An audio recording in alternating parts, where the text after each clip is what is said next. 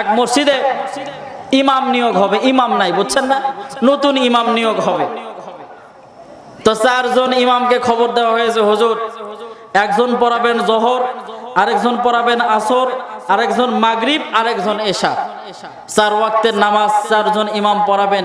যাকে কমিটি ভালো লাগবে, এলাকার মুসল্লি যাকে পছন্দ করবে, চুজ করবে, তাকেই আমরা আমাদের মসজিদের ইমাম হিসেবে নিয়োগ দিব।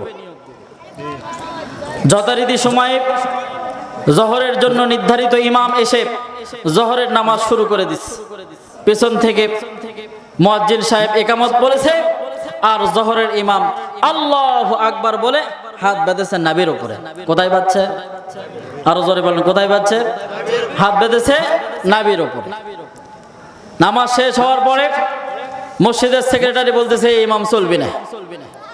কারণটা কি?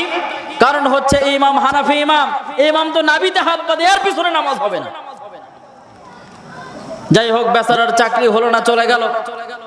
আসরের নামাজের যিনি ইমাম মসজিদে নামাজে আসবে, জোহরের ইমামকে ডাক দিয়ে বলল, ভাই জোহরের নামাজ পড়ালেন, আপনার চাকরি হলো না, কারণটা কি? এবার জোহরের ইমাম আসরের ইমামকে ডাক দিয়ে বলে, ভাই আমার চাকরি হলো না, কারণ আমি জোহরের নামাজের যখন ইমামতি করি আল্লাহু আকবার বলে হাত বেঁধেছিলাম নাভির উপরে, এই কারণে আমাকে হানাফি বলে আমার ইমামতি হয়নি, আমার ইমামতি বাতিল হয়ে গেছে। তো আসরের ইমাম একটু সতর্ক হয়ে গেল, হাত যদি নাভিতে বাঁধার কারণে ইমামতি না হয় তাহলে অন্য কায়দায় নামাজ পড়াতে হবে। কথা বলেন ঠিক কিনা? এবার আসরের ইমাম নামাজ শুরু করে দিছে। পেছন থেকে মুয়াজ্জিন তাকবীর বলল, আসরের ইমাম এবার আল্লাহু আকবার বলে হাত নাভিতে নয়, সরাসরি হাত বাঁধছে বুকের ওপরে। কোথায় বাঁধিছে? আরো জোরে বলেন, কোথায়? মানে বুকের ওপরে। এবার নামাজ যখন শেষ হয়ে গেল, শেষ হওয়ার পরে সভাপতি বলছে এই ইমাম চলবে না। জনগণ বলে, কেন চলবে না? না, এই ইমাম তো আহলে হাদিস, বুকের উপর হাত বাঁধে। কথা কোন ঠিক কিনা? আহলে হাদিসের জনগণ বুকের উপরে হাত বাঁধে না? কুছে ইমাম চলবে না, হাত বাঁধছে বুকের উপরে। আসরের ইমাম বলল, বেকায়দা, নাভিতেই হাত বাঁধলে চাকরি হয় না, বুকে হাত বাঁধলেও চাকরি হয় না। এবার মাগরিবের যে ইমাম, ও মাগরিবের আসার আগে 2 ইমামকে ডাক দিয়ে বলে, ভাই ঘটনা কি? আপনাদের চাকরি হলো না, কারণটা কি? বলছে, ভাই আমি নাভিতে হাত বাঁধার কারণে হানাফির অপবাদ দিয়ে আমাকে ইমামতির চাকরি দেওয়া হলো না। আরেকজন বলে, আমি বুকে হাত বাঁধলাম, আমাকে আহলে হাদিসের অপবাদ দিয়ে আমার চাকরি হলো না। এবার মাগরিবের ইমাম বলে, আরে এটা তো বেকায়দা সমাজ, তাহলে কি করা যায়, দেখি কি করা যায়।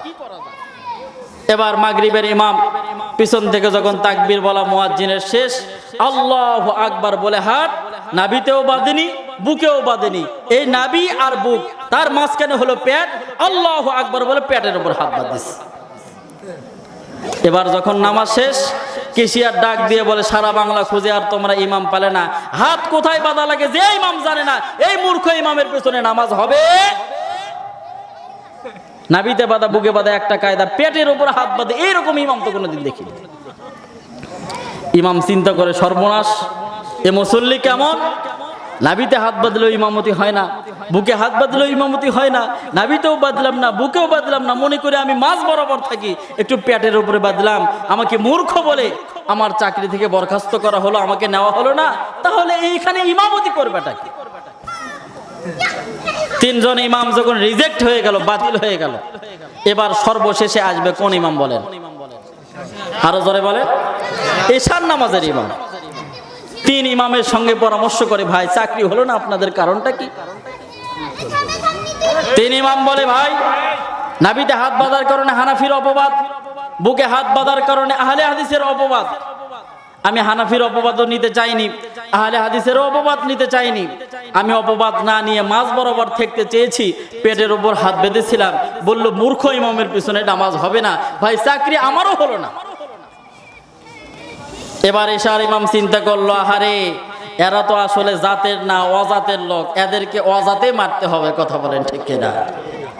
এবার এশার ইমাম নামাজ পড়াতে গেছে, পেছন থেকে যখন মুয়াজ্জিন তাকবীর বলেছে, মুয়াজ্জিন একামত দিয়েছে, একামত শেষ হওয়ার পরে এবার এশার ইমাম আল্লাহু আকবার বলে হাত নাভিতেও নয়, হাত বুকের উপরে নয়, হাত পেটেও নয়, সরাসরি আল্লাহু আকবার বলে হাত বাঁধিয়েছে কপালে।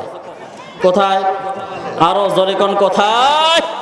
ইমাম চিন্তা করছে যে হাত নাভিতে বাঁধলেও চাকরি হয় না, বুকে বাঁধলেও চাকরি হয় না, মাঝ বরাবর পেটে থাকলেও চাকরি হয় না, এবার হাত বাঁধিছি কপালে, আল্লাহ যা করে কপালে যা আছে সেটাই হবে। কথা বলেন ঠিক কিনা? ও মুসলমান, দেখেন আজকে বাংলার জমিনে মুসলমান দলে দলে বিভক্ত। কেউ বলে হাত নাভিতে বাঁধবো না, কেউ বুকে বাঁধবো। আমিন জোরে বলবো না আস্তে বলবো? মিলাদ দাঁড়িয়ে হবে না বসে হবে? নবী নূরের তৈরি না মাটির তৈরি? বেদের নামাজ 1 রাকাত নেই 3 রাকাত? এগুলো বলে বলে, এগুলো করে করে আজকে সারা বাংলার মুসলমানদেরকে দলে দলে বিভক্ত করা হয়েছে। ও মুসলমান, আওয়াজ করে বলতে হবে কথা ঠিক কিনা?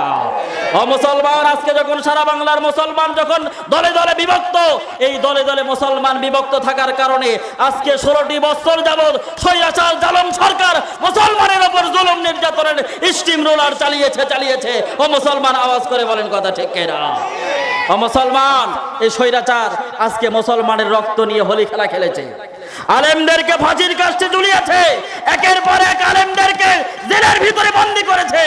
ও মুসলমান, আজকে যখন মুসলমানের এই দুর্দিন চলেছে 16টি বছর ধরে, আজকেও কি আমরা দলে দলে বিভক্ত থাকবো? আজকেও কি দলাদলি করব? আজকেও যদি আমরা দলাদলি করি, আবারও নতুন কোন স্বৈর শাসক আমাদের ঘাড়ের উপর বসবে। কথা বলেন ঠিক কিনা? আজকের মাহফিল থেকে আমরা শপথ নেই, আজ থেকে কোনো দলাদলি নয়, আজ থেকে কোনো ভেদাভেদ নয়, কোনো মারামারি নয়, এক কোরআনের দলে আমরা শামিল হব। রাজি আছি কারা কারা? দুহাত উঁচু করে দেখাই তারা। লিল্লাহে তাকবীর, লিল্লাহে তাকবীর। আল কোরআনের আলো, আল হাদিসের আলো, কোরআন হাদিস যেখানে, আলেম ওলামা যেখানে, শয়তান আছে যেখানে, তবরক আছে যেখানে।